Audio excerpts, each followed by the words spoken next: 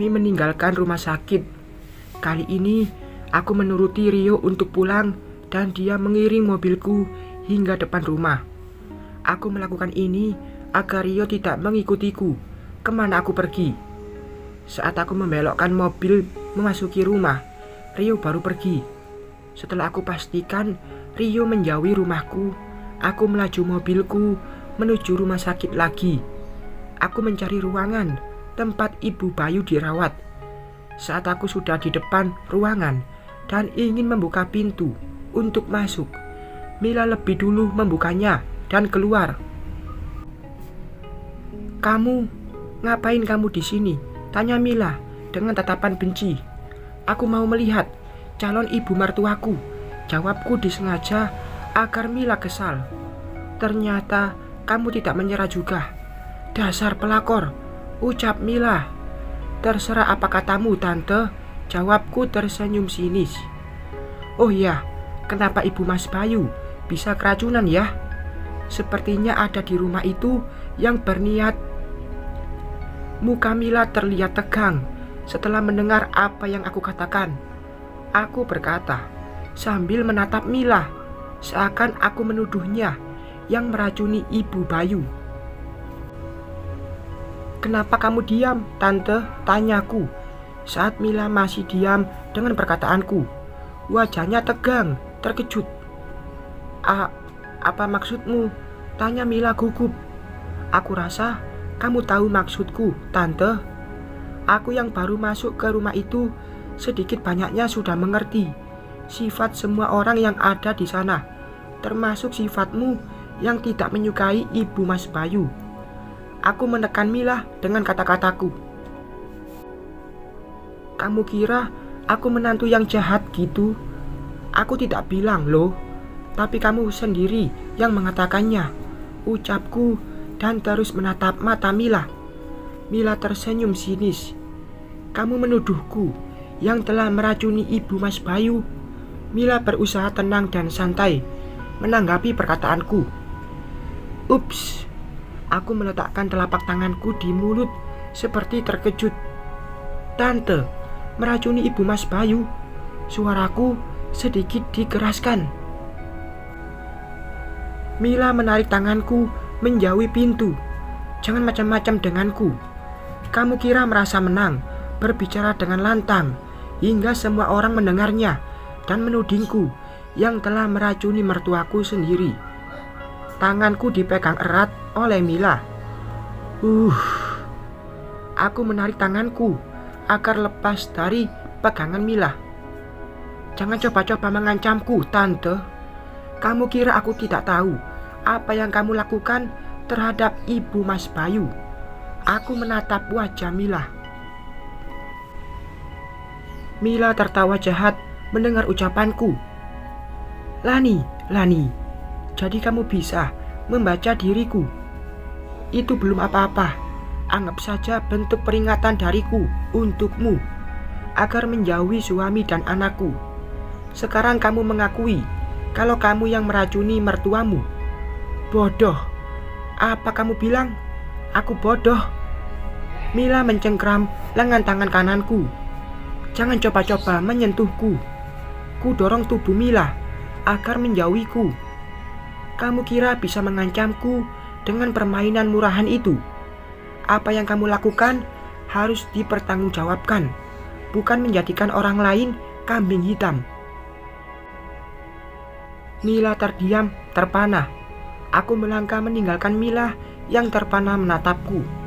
Baru 2 langkah aku membalikkan badan dan berkata, "Mungkin yang lain bisa kamu perlakukan seperti itu, tapi bukan padaku, Tante."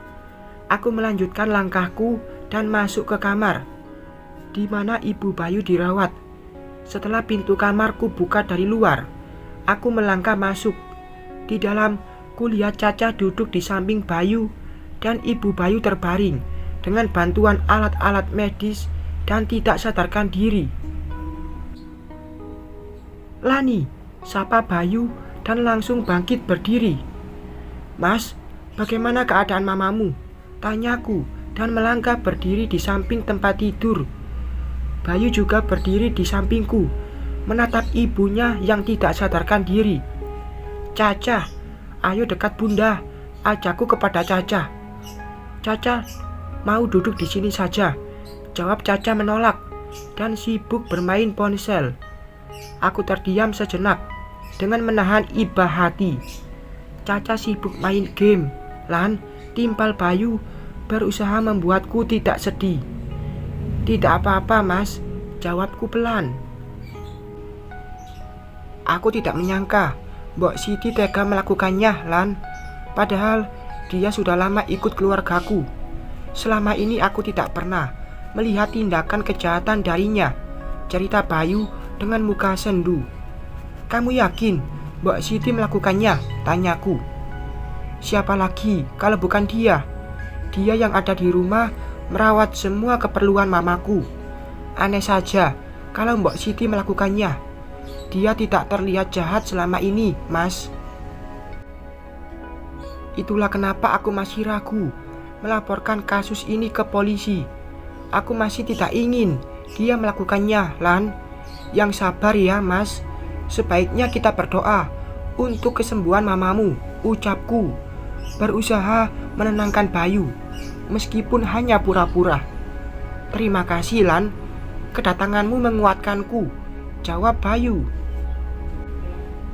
Kulihat Caca sibuk bermain ponsel sambil duduk. Dari pertama aku masuk, hanya sesaat dia melihatku. Tidak seperti biasa yang mengejar dan memelukku. Apakah yang ditanamkan Mila sehingga sikap Caca semakin berubah kepadaku? Dada ini terasa sesak menyaksikan putriku memandangku seperti orang asing. Aku melangkah mendekati Caca dan duduk di sampingnya. Bunda mau ngajak Caca beli es krim. Caca menatapku sesaat. Mama Mila lagi beli es krim untuk Caca. Caca melanjutkan bermain game lagi di ponselnya. Baiklah, kalau beli boneka Caca sudah banyak, jawab Caca lagi, yang tidak lepas matanya dari layar ponsel. Baiklah, mungkin lain kali saja kita beli es krim dan bonekanya. Aku berdiri. Tidak usah, Caca tidak mau menerima apapun dari bunda, jawab Caca lagi, yang membuat hatiku semakin teriris. Caca, jangan bilang gitu kepada Bunda Lani, kata Bayu. Caca nggak mau. Kenapa dipaksa, Pak? Jawab Caca dengan nada tidak senang. Bunda Lani sudah berbuat baik. Kenapa Caca marah? Ucap Bayu lagi. Caca memasang muka cemberut. Mas, tidak usah dipaksa. Kalau Caca tidak suka, aku berusaha agar Caca tidak tertekan. Ini pasti ajaran Mila, gumam Bayu. Tidak apa-apa, Mas. Aku permisi dulu, mau ke salonku. Nanti aku ke sini lagi. Aku meninggalkan kamar tempat Ibu Bayu dirawat. Rasanya aku ingin menangis melihat sikap Caca kepadaku barusan. Aku harus tetap berusaha merebut hati putriku. Ini sulit karena bukan aku yang membesarkan Caca. Setiap hari aku selalu merindukan putriku. Setelah aku sadar dari kejadian malam itu, aku tak bisa berbuat apa-apa karena proses penyembuhanku cukup lama. Aku kira aku akan melewati proses kematian karena pulihnya aku sangat lama. Sakit yang kurasakan setiap hari membuatku hampir menyerah menjalani hidup ini. Dalam pikiranku adalah aku ingin mengambil lagi anakku yang mereka ambil paksa dari dalam perutku. Apa yang Mila dan Donna lakukan kepadaku harus terbalas. Namun aku tidak tega mengorbankan Rio karena dia tidak bersalah. Sekarang aku dilema karena rasa cintaku kepada Rio makin tumbuh. Saat aku akan membuka pintu mobil yang terparkir di parkiran rumah sakit, bayangan Mila terlihat di kaca jendela mobilku. Aku membalikkan badan dan melihatnya menatapku sinis. Mila melangkah mendekatiku. Kamu sudah lihat mertuaku tidak sadarkan diri. Setelah ini kamu akan menyaksikan seperti apa Mila sesungguhnya. Aku diam karena aku ingin melihat dan mendengar apa yang dikatakannya. Kamu belum mengenal siapa Mila, Lani? Akan aku beritahu siapa Mila yang kamu hadapi. Setelah berkata, Mila melangkah pergi dengan senyum jahat seperti memenangkan sebuah permainan. Aku diam, bukan karena tidak mau melawan, tapi aku ingin lihat apa yang dilakukannya dengan mengancamku barusan. Bof, Mila, akan aku tunjukkan siapa Mila sebenarnya kepada wanita iblis itu. Ini baru peringatan, belum apa yang akan aku lakukan. Aku tidak akan menyerahkan suamiku dan Caca kepada Lani. Mereka berdua adalah punyaku, dan aku akan tetap menjadi kepunyaanku. Aku sudah melaporkan Mbok Siti ke polisi tanpa sepengetahuan Mas Bayu. Sekarang Mbok Siti akan dipenjara. Aku akan mengorbankan pembantu kesayangan mertuaku itu demi apa yang aku inginkan.